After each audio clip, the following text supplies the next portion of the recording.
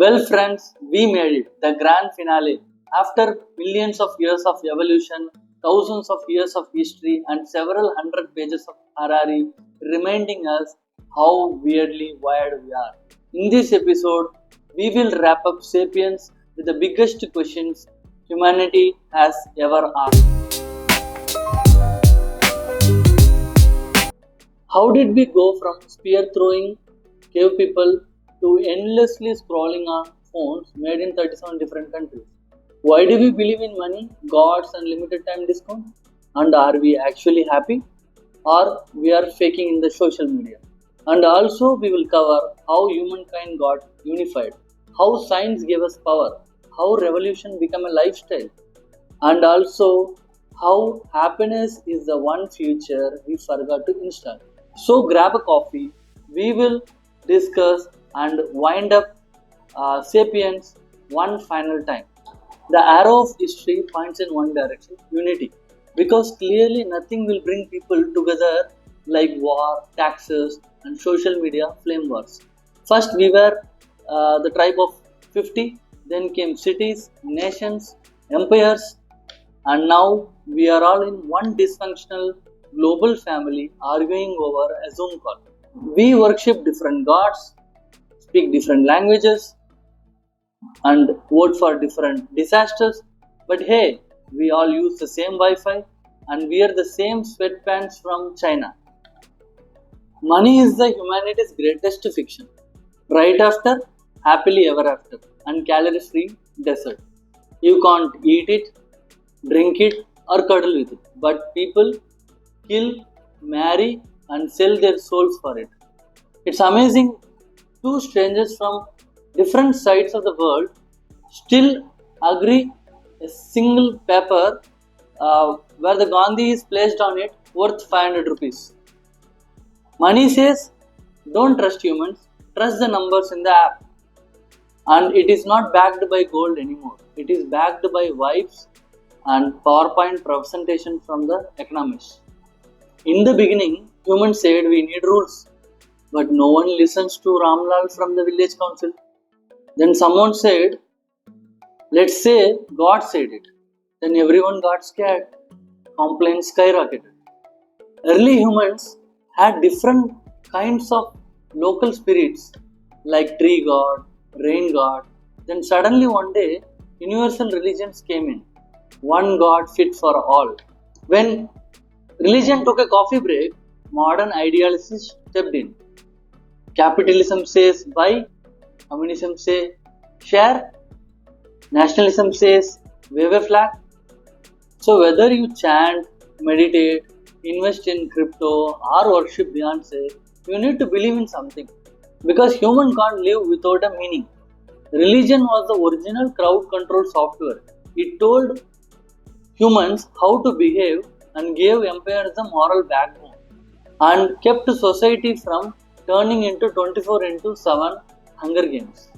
The secret to humanity's success is lying to ourselves beautifully, collectively. You can't touch a nation, you can't smell the constitution, you can't eat the democracy, but still we pay taxes and we vote for the people you don't like.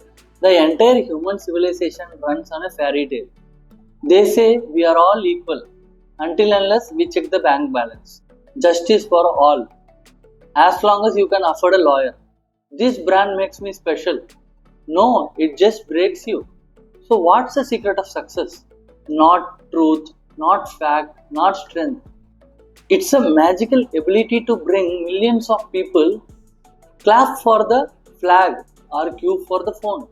Sapiens rule the world not because they are the smartest, because we believe in our own bullshit large at scale. Before the scientific revolution, if you asked why does it rain, people said because God wants to water his garden. Now we launch satellites, we use Doppler radars, but still we forget our umbrellas. It took thousands of years to realize we don't know everything. The moment we admitted it, we built rockets and smartphones. Once upon a time, kings and queens were not only funding wars and royal banquets, they were also funding scientific expeditions. But let's be honest, these were not just nature walk with a telescope and a butterfly net. No, they were more like go and find a new land, measure its coastline, name a mountain after a queen, while we are at it, climb it. The scientific revolution were not just about understanding the universe. It gave more things to empire building. Science gave more tools, map, vaccine, ship design, and sometimes some fancy excuse to colonize the people. Captain Cook's voyages, for instance, were not just holiday cruises. His ships carried astronomers, biologists, imperial officers. One group mapped the stars and the other group mapped the territories. Both the details were sent back to London. The empires used science to control nature, bodies, and borders, while scientists used empires to fund labs and publish bestsellers. Look, we are not invading, we are doing an anthropological study with muskets. Science gave empires a brain, empires gave a science with a budget. Together, they rebranded conquest as progress. We replaced God with brands, prophets with CEO, and holy scriptures with quarterly earnings report.